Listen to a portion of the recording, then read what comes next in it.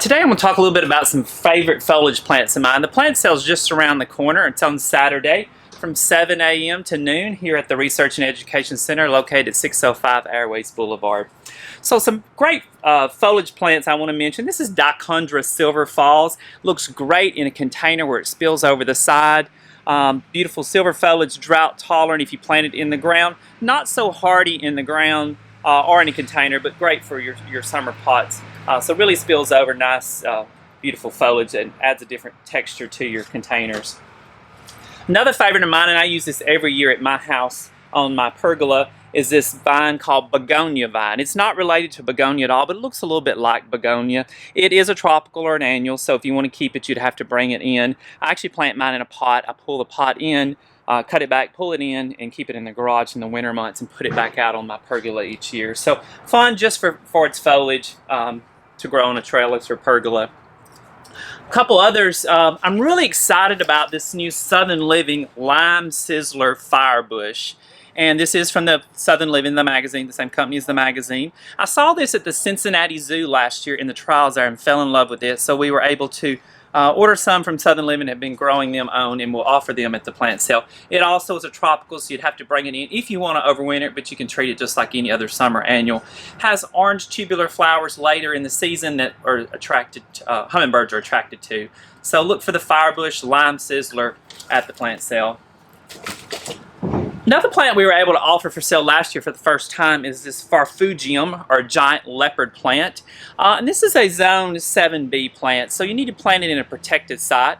There is a garden here in Jackson that's had it in the garden for 15 years, so we know it can be hardy here. You can also grow in a container, and I grow it in a container at my house, bringing it into the garage for the winter months.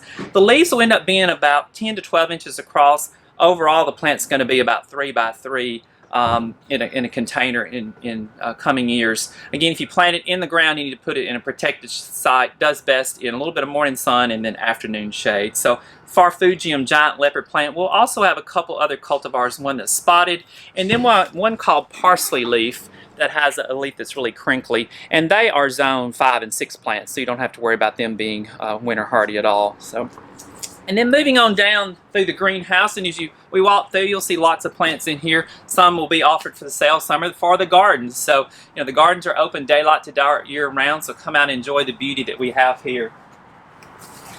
A few more favorite foliage. This is Pennisetum, or purple fountain grass, one called Vertigo. And Vertigo is a proven winter plant. It's been on the market now probably 6 or 7 years.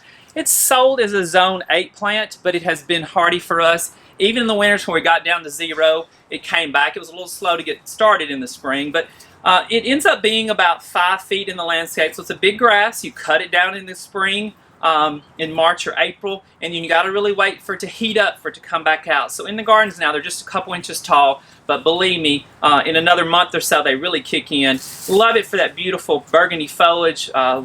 Orange, pink flowering plants look really cool with Pennisetum Vertigo. So look for this at the plant sale.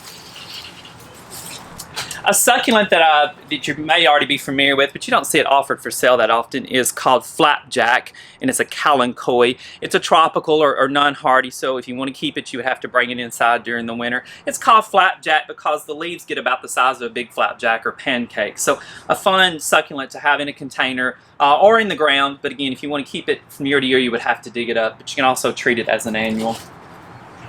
A perennial that we've fallen in love with in the gardens, and if you check out our Facebook page, a lot of these plants are on there. I posted a picture of this past weekend in my garden where I planted last year at the top of a retaining wall, and it's spilling over. So it's hardy. This is an Artemisia, but it's not like the Artemisia you may be familiar with that runs and spreads everywhere by underground rhizomes. This is more a trailer where it's going to hang over a pot or a retaining wall or kind of run along the ground, but it doesn't put on these runners underneath the soil, so it's not doesn't become the thug as some of the Artemisias.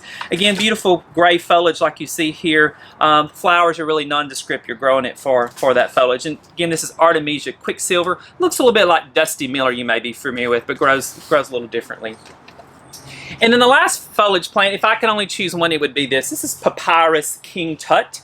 If you look behind me here, there's a large one that I actually brought in the greenhouse in the fall, so I could bring it up to the spring sale this year to show you what it does in a season. So I planted this at my house in a pot last summer, a large pot.